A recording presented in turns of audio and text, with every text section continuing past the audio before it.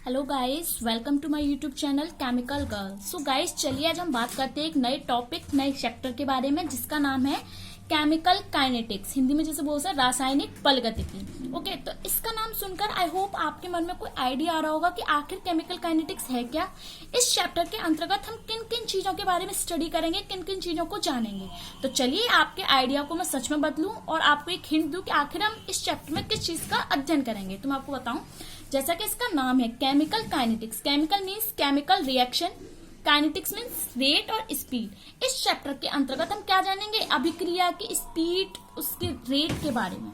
Okay, तो friends, अब तक आपने क्या पढ़ा था? अब तक आपने केमिकल रिएक्शन के बारे में पढ़ा होगा कि आखिर केमिकल रिएक्शन पॉसिबल होगी या नहीं। अगर कोई केमिकल रिएक्शन पॉसिबल होती है तो कितनी मात्रा में हम रिएक्टेंट ले तो कितनी मात्रा में हमें प्रोडक्ट प्राप्त होगा, है ना। रिएक्टेंट और प्रोडक्ट किस प्रकार के ले तो किस प्रकार का प्रोडक्ट हमें प्राप्त होगा। रिएक्टेंट और प्रोडक्ट किस चीज पर डिपेंड करेंगे, इन सब चीजों के बारे में आपने स्टडी की थी। लेकिन केमिकल काइनेटिक्स में हम क्या करेंगे, केमिकल काइनेटिक्स में हम उसके रेट जानेंगे। अभिक्रिया आखिर कितनी स्पीड से कंप्लीट होगी, कितनी देर में कंप्लीट होगी, इन सब चीजों के बारे में स्टडी करेंगे। मैं आपको एक एग्जांपल देती हूँ। सपोज कीजिए आप बाइक चला रहे हैं, तो आप क्या करते होंगे, आप उसकी स्पीड के बारे में भी तो जानना चाहेंगे कि आखिर हमारी बाइक कितनी स्पीड से चल रही है। अगर आप उसकी स्पीड जान लेंगे तो आपको एक आइडिया हो जाएगा कि कितनी देर में, यानी कि कितने टाइम में हम अपना डिस्टेंस कवर कर लेंगे। सिमिलरली केमिकल रिएक्शन की काइनेटिक को जानने के बाद, उसकी स्पीड को जानने के बाद हमें एक आइडिया हो जाता है कि कितनी देर में हमारी रिएक्शन कंप्लीट हो जाएगी, तो हमें कितनी देर में प्रोडक्ट प्राप्त होगा। हमें, आपको पता है कि बड़ी बड़ी इंडस्ट्रीज, बड़ी बड़ी फैक्ट्रीज में हम केमिकल उत्पादन करते हैं केमिकल का, तो हमें ज्यादा से ज्यादा मात्रा में केमिकल चाहिए होता है। तो हम क्या करेंगे, इसलिए हम उसकी स्पीड के बारे में जानते हैं कि आखिर उसकी स्पीड कितनी है। क्या कोई ऐसे फैक्टर हो सकते हैं जिनके हम यूज करके इसकी स्पीड को बढ़ा सकें या घटा सकें, इन सब चीजों के बारे में हम जानते हैं। तो चलिए बात करते हैं केमिकल काइनेटिक्स की डेफिनेशन की ओर। तो केमिकल काइनेटिक्स क्या है? केमिकल काइनेटिक्स भौतिक रसायन की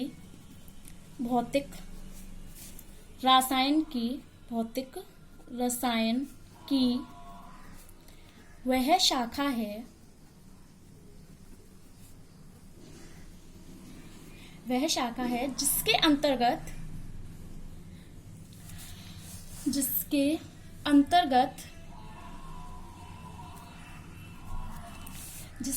हम क्या करते हैं, विभिन्न रासायनिक अभिक्रियाओं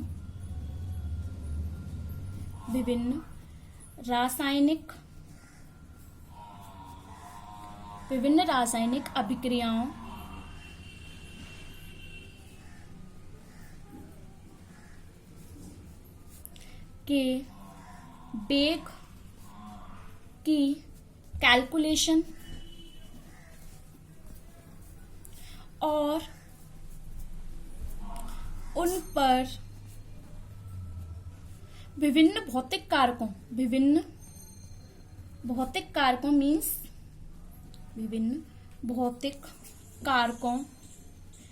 मीन्स क्या हो सकता है, जैसे कंसंट्रेशन ऑफ रिएक्टेंट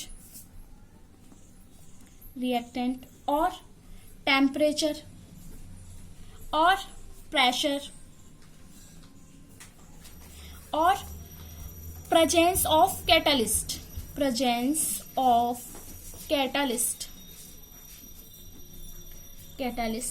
के प्रभाव का अध्ययन करते हैं।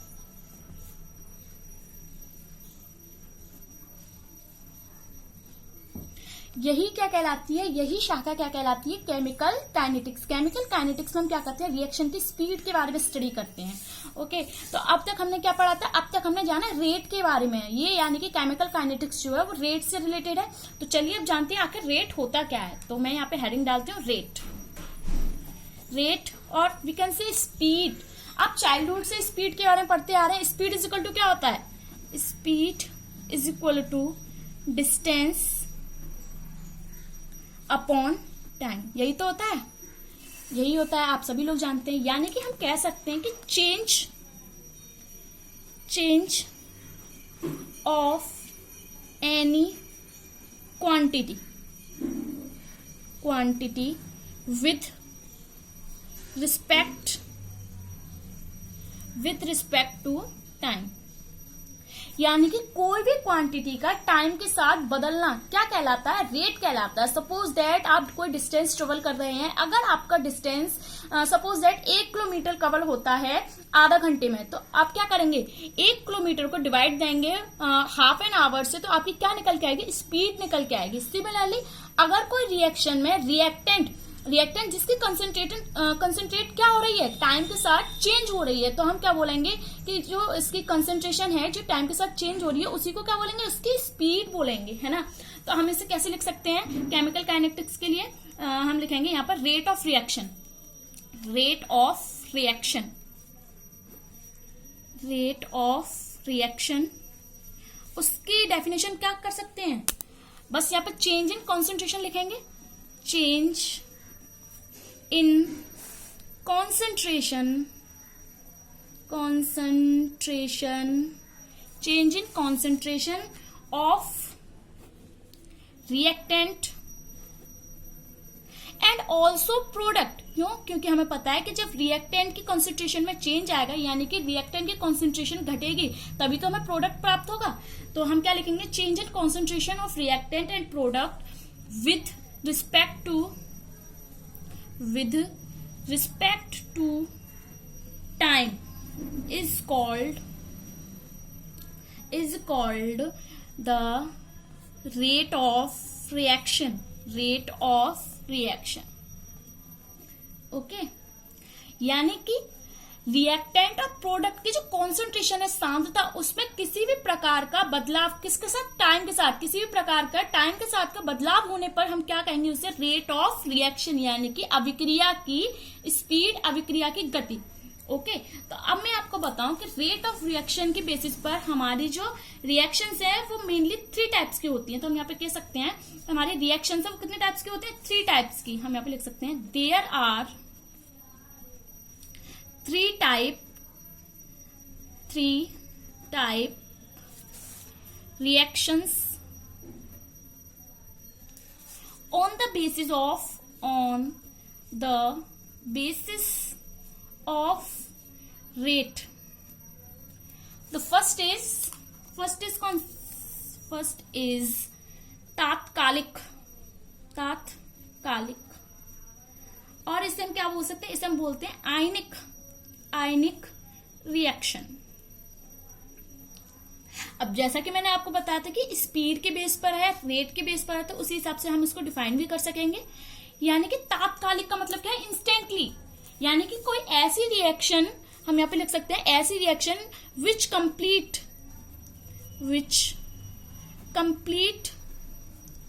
इन फ्यू मिनट्स और सेकंड। यानी कि कोई ऐसी रिएक्शन जो कुछ ही मिनट और सेकंड में कंप्लीट हो जाती है, उसे हम क्या बोलेंगे, तात्कालिक रिएक्शन। इस प्रकार की रिएक्शन को हम जिस मेजरमेंट से मापते हैं, जिस इक्विपमेंट से, यानी कि जिस यंत्र से हम इसके वेग को मापते हैं, उससे हम नहीं माप पाएंगे। क्यों, क्योंकि ये तो पलक झपकते ही कंप्लीट हो जाएगी, हम इसकी कैलकुलेशन सही कर ही नहीं पाएंगे, है ना। तो इस प्रकार की रिएक्शन को हम क्या बोलते हैं, तात्कालिक रिएक्शन। ओके, अब इसे आयनिक रिएक्शन क्यों बोलते हैं, क्योंकि जितनी भी आयनिक रिएक्शन होती है हमारी, सब कैसी होती है, तात्कालिक। फॉर एग्जांपल हमने यहाँ पे लिया NaCl aqueous, okay, plus AgNO3 aqueous, और यहाँ पे ये रिएक्ट करके क्या बनाएंगे, ये बनाएंगे NaNO3, कैसा, वो भी aqueous, plus NaCl common salt, NaCl नहीं, सॉरी, AgCl,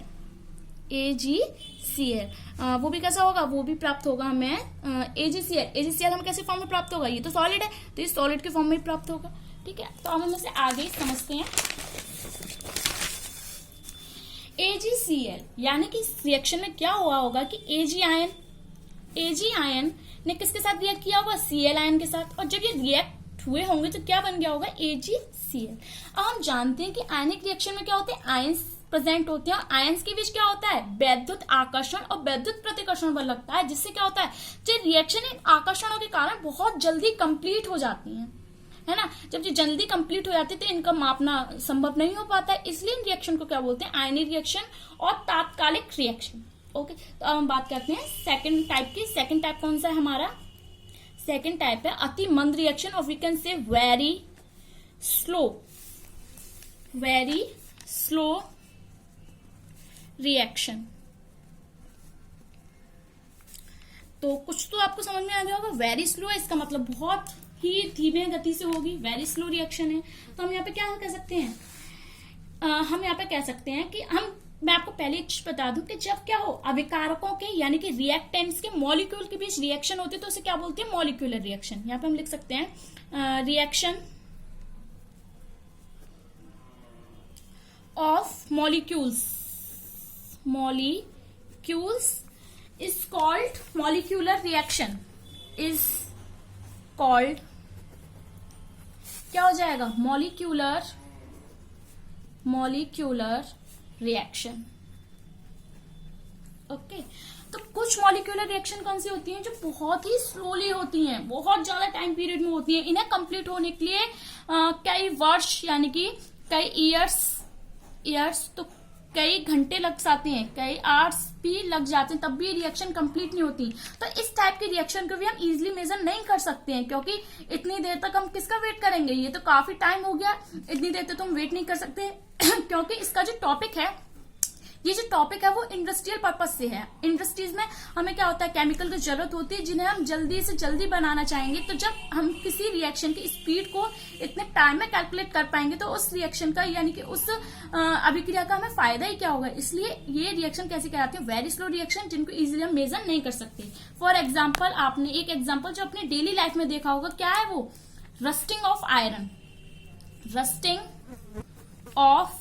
आयरन। आपने देखा होगा कि लोहे पर जंग लग जाती है, यानी कि अगर लोहे को वायु और नमी के प्रेजेंस में रख दिया जाए तो उसमें क्या होती है, रस्टिंग लग जाती है, जंग लग जाती है। ये लेकिन ये प्रोसेस बहुत जल्दी नहीं हो जाती। ऐसा नहीं है कि आपने अभी कोई नया लोहा बनाया है, कोई नया मेटल बनाया है तो उससे क्या होगा, उस पर तुरंत जंग लग जाएगी, ऐसा तो नहीं होता है। और आजकल तो वैसे भी हम क्या करते हैं, लोहे पे पेंट कर देते हैं। जब उस पर पेंट कर देते हैं उस पर एक लेयर बन जाती है जिसके कारण उसकी रस्टिंग है जो बहुत टाइम में लगाती है, रस्टिंग होने में बहुत टाइम लगता है ना। तो ये रिएक्शन कैसे हो जाएगी, वेरी स्लो रिएक्शन, जो कई वर्षों में कंप्लीट होती है, बहुत टाइम के बाद रस्टिंग लगती है लोहे पर। और दूसरी रिएक्शन कैसे कर सकते हैं, आपने देखा होगा पानी कैसे बनता है, H2 प्लस O2 और ये बन गया H2। ओके, यहाँ पे ये दो है तो यहाँ पे भी ये दो है, और यहाँ पे कितने कर देते हैं, ट्वाइस, तो यहाँ पे कितने हो जाएंगे, 2 2 जा 4। एक रिएक्शन बैलेंस है। आप एक चीज याद रखिए, रिएक्शन बैलेंस करना बहुत ही इंपॉर्टेंट है। विदाउट रिएक्शन बैलेंस क्या कहलाती है, स्केलेटन रिएक्शन कहलाती है, Kankali reaction. Okay, balance reaction बहुत ही ज्यादा यूजफुल होती है, खासकर इस चैप्टर के लिए। तो अब देखिए यहाँ पे पानी बन गया, लेकिन जब तक यहाँ पे कैटालिस्ट, यहाँ पे हमें अगर नो कैटालिस्ट, कोई कैटालिस्ट नहीं है तो ये रिएक्शन बहुत ही वर्षों में कंप्लीट होती है। बहुत ही वर्षों में क्या होता है, बहुत ही वर्षों में पानी प्राप्त होता है ना। तो ये रिएक्शन भी कैसी है, वेरी स्लो रिएक्शन। तो चलिए अब चलते हैं हम थर्ड पार्ट की ओर। थर्ड पार्ट हमारा क्या है, थर्ड पार्ट है हमारा स्लो रिएक्शन। कैसी, स्लो रिएक्शन, स्लो रिएक्शन कैसे होंगी, मैंने आपको बताया था मॉलिक्यूलर रिएक्शन होती है। तो कुछ मॉलिक्यूलर रिएक्शन ऐसी होती हैं जो सामान्य नॉर्मल स्पीड से होती हैं, यानी कि which reactions complete in normal time period is called slow reaction। यानी कि जो रिएक्शन नॉर्मल टाइम पीरियड से हो जाती है उनको क्या बोलते हैं, स्लो रिएक्शन। इनको हम क्या कर सकते हैं, इनकी स्पीड को हम इजीली कैलकुलेट कर सकते हैं। तो ये रिएक्शन क्या कहलाएंगे, स्लो रिएक्शन। फॉर एग्जाम्पल क्या है, reaction of acetic acid and ethyl alcohol, acidification बोलते हैं इसे। यहाँ पे CH3COOH प्लस C2H5OH। फ्रेंड्स, आप लोग मुझसे कमेंट करके पूछेंगे कि यहाँ पे मैंने रिवर्सिबल का साइन क्यों नहीं लगाया है। तो फ्रेंड्स मैं आपको बता दूं, यहाँ पे हम केवल फॉरवर्ड रिएक्शन यानी कि फॉरवर्ड रिएक्शन का ही स्टडी करेंगे, रिवर्सिबल की हमें यहाँ पे कोई जरूरत नहीं है। तो ठीक है, हमें पता है यहाँ पे क्या बनेगा, एस्टर बनेगा। तो यहाँ से वाटर मॉलिक्यूल निकलेगा, इसका OH और इसका H निकल के क्या बनाएगा, H2O। अब क्या रह गया, CH3COO C2H5। तो यहाँ पे लिख दीजिए CH3COO C2H5। इसका नाम क्या हो जाएगा, इसका नाम है इथाइल एसीटेट। ये एक एस्टर है तो ये बन गया। तो इस टाइप की रिएक्शन क्या कहलाएंगे, स्लो रिएक्शन। तो चलिए अब हमारी रिएक्शंस कंप्लीट हुए, अब हम बढ़ते हैं कैलकुलेशन की ओर। तो हम यहाँ पे स्टडी करेंगे calculation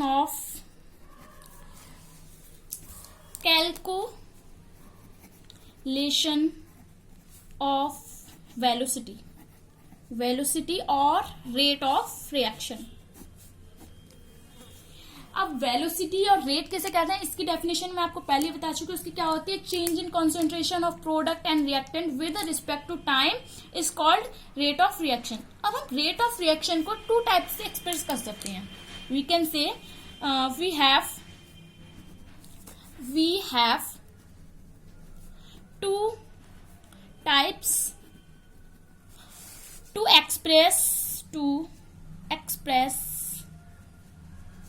express the rate of reaction,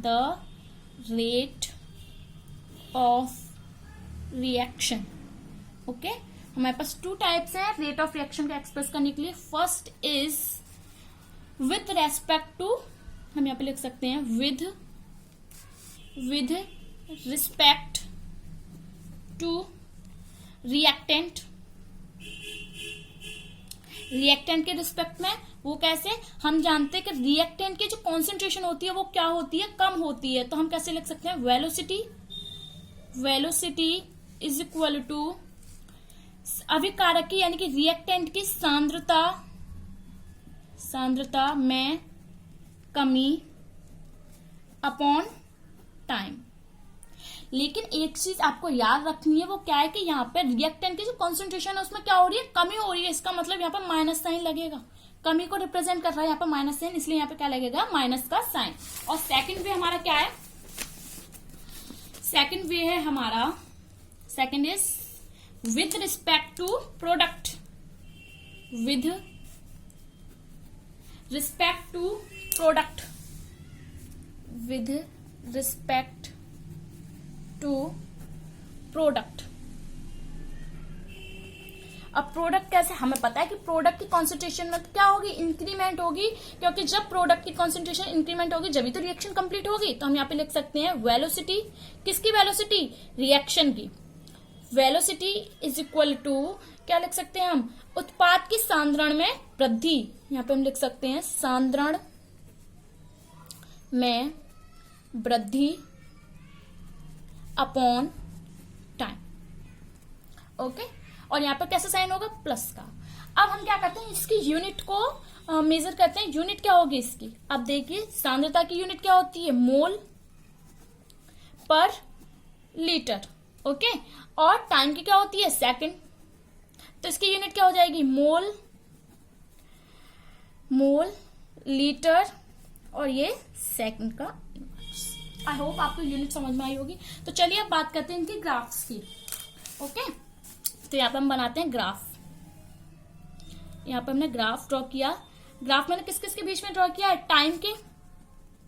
time के और सांद्रता यानी कि कॉन्सेंट्रेशन, ठीक है।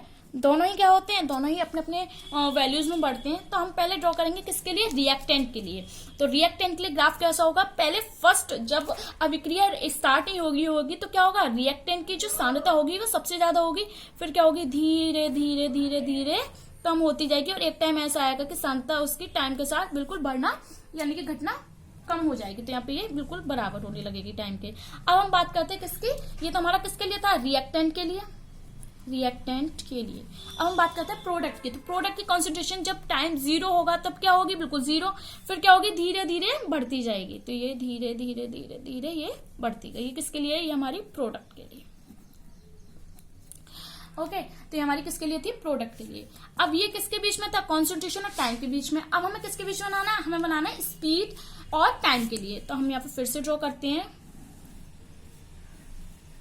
एक तरफ मैंने क्या लिखा, टाइम, ठीक है, ये टाइम है मेरा, और ये क्या है, हमारी स्पीड।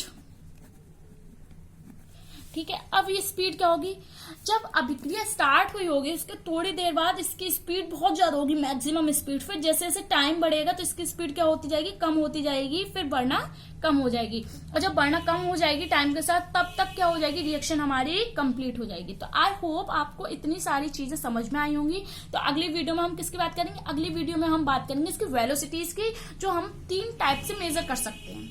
ठीक है, तो thanks watching for this video.